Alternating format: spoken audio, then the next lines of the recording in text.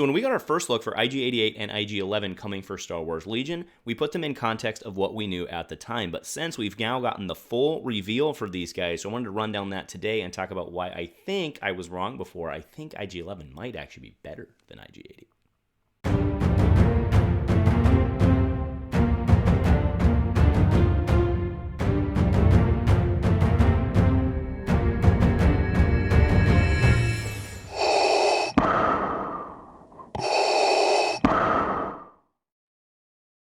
A huge shout out to our channel members for supporting what we do here. If you want to get involved with the channel and the Dice Commando community, please consider joining as a channel member.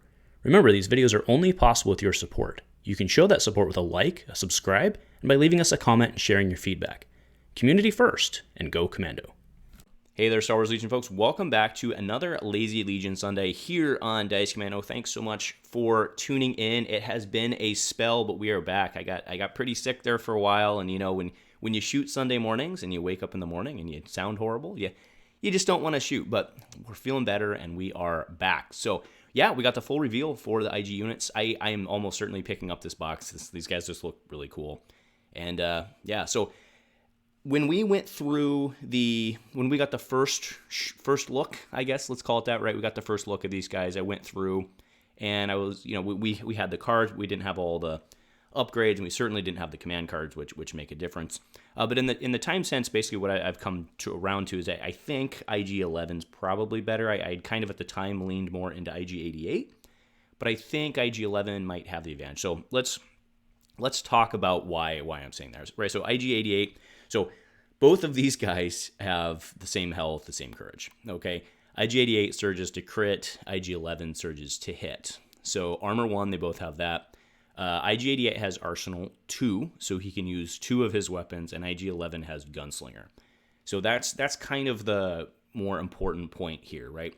Bounty, IG-88 does have Bounty, okay? And then these guys both have Sharpshooter 1, and they both have Impervious. Obviously, IG-11 has Programmed, whereas IG-88 does not. So the cool thing about IG-88, now yes, he's 5 points more to basically make up for that program that you have to attach the AI. But IG-88's really self-contained unit, right? So you could just plop him down on the table and feel pretty good about it, I think. Like, I don't know that you need to give him much. So 110 points for a fully contained unit. It's pretty good. IG-11, you have to put some stuff on him, not much. All right, so now let's break down the Arsenal 2 versus Gunslinger. All right, so IG-88 has the 1 to 4. I mean, their guns are the same here, right, essentially. So IG-88 has Pierce 1 and Versatile on his E11. Which makes sense because he has Arsenal, so you want to be able to be in melee, and you can also shoot out of melee, so that's really cool that he has that available to him. But if you really compare them aside from the melee weapon, they're matched, right? So let's just talk about this from a shooty standpoint. And IG-11 would throw the 2 blacks and a white at 4, 1 black and 2 whites with Pierce 1 at 1 to 3. So he could, in theory, combine that. So he'd be throwing, right, 3 and 3 with Pierce, if you wanted to, right, to at range 3 combine to a single target. You compare that to IG-11, though, at Gunslinger. So the idea with Arsenal is that you have to use 2 weapons, right? So IG-88 would have to use both the E11 and his DLT-20A, right? Whereas IG-11 gets to pop off twice, right?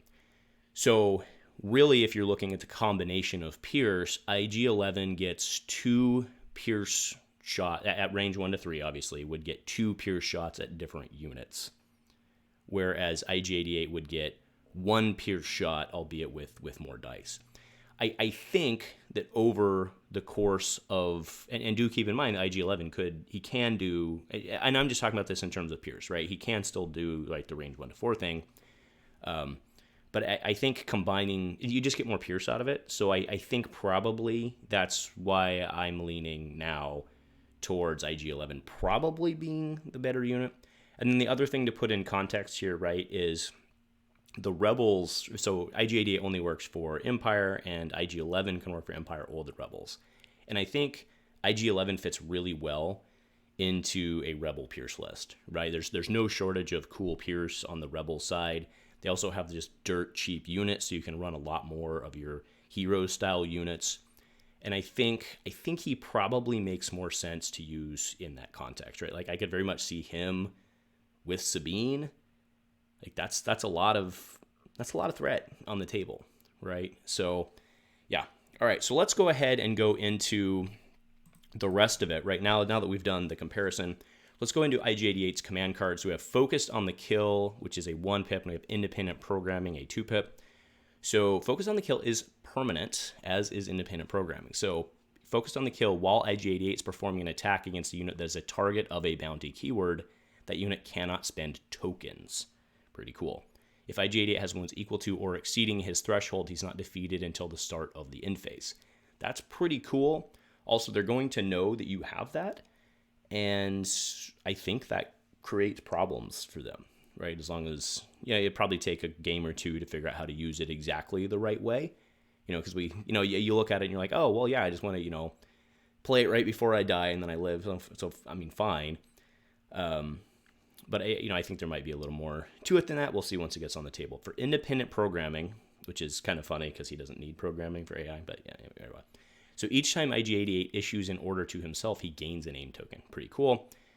IG-88 gains independent dodge at the start if you do not have an order token game. So I think you're windmill slamming this one down first, I think. I mean, it's permanent. So basically, it's just the independent dodge because you're probably, aside from focused on the kill, and then the one we'll look at here, if he's in your army, I don't know that you're playing all three of them. You'd have to see how it works out with your command cards. But this one, I think you play early. Independent's really good. As you guys have certainly seen across the board on a lot of others. Right, so we then have, we'll talk about the 2-pip, the bridge one, which is IG-88 or IG-11. You must nominate one of them, so you can't, do both, right? The nominated one gains 1 aim token, demoralize 3 end state. Notice that one's not permanent, right? So that would just be for that round.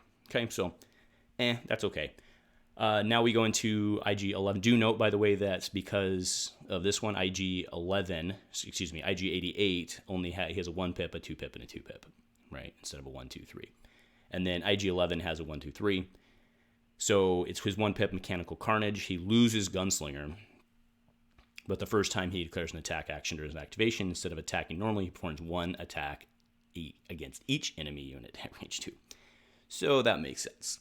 Right, that makes sense, because that would be pure insanity, right? So he just, right, does the windmill thing, or the spinny thing, or whatever. You guys got it. Then we have anti-capture protocols, 3-pip. When building a command hand, if your army includes IG-11, this card must be included. At the end of IG-11's activation, he has 3 or more wounds. He performs an attack with the following weapon: Blast, Impact 3, and Suppressive. Pretty good, right? So very, very cool there. And that's, works for me. So cool. And then let's go into, so we did see one more. So we'd seen nanny programming before, which lets him bring Grogu to the table. We'll see. I don't know about that.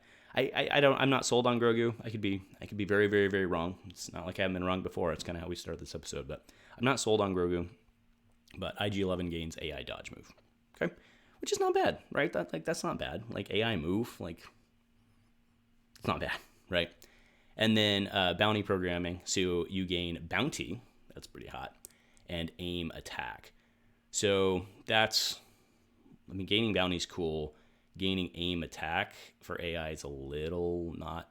You're always. He's got that range 4 on there. So if he doesn't have an order, aim, and then attacking, and meaning in separate actions. So you could use this to aim. It's not the end of the world, but... And then if you choose Commander as the target of bounty, your weapons gain Pierce 1. So my understanding is that would stack with his existing Pierce. So that's pretty crazy, right? Popping off 2 because of the Gunslinger. It's popping off 2 Pierce. Seems pretty good. And if you... Yeah. So these are really good. I do think that IG-11 is probably...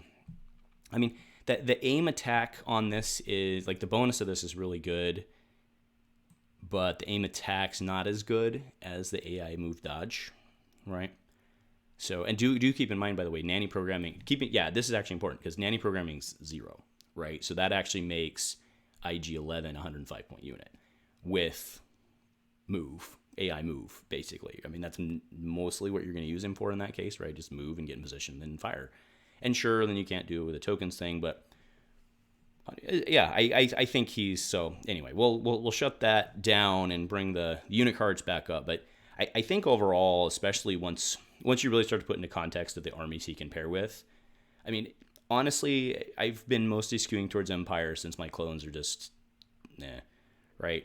And that's kind of what I was putting in context. I do think I probably will play IG-88 in my Empire. Like, I'll try him in my Empire. I don't know that I'll try IG-11, but IG-11 does seem like a pretty good Rebel unit, right? Anyway, that's my thought. What do you guys think, right? I know this is coming. Hopefully this is coming, end of October, early November with kind of the Mando wave. That's kind of, because we know Mando's coming out soon, actually, very, very soon, only a couple weeks away. So I was kind of thinking this was probably coming with it. I haven't seen confirmation of that. If you guys know, let us know. Either way, what are you guys thinking? Am I crazy? I mean, again, before I thought it was IG-88. Now I think it's IG-11. They're close enough either way. I'm excited about playing IG-88 because rule of cool rules. Anyway, let me know what you guys are thinking. Go Commando.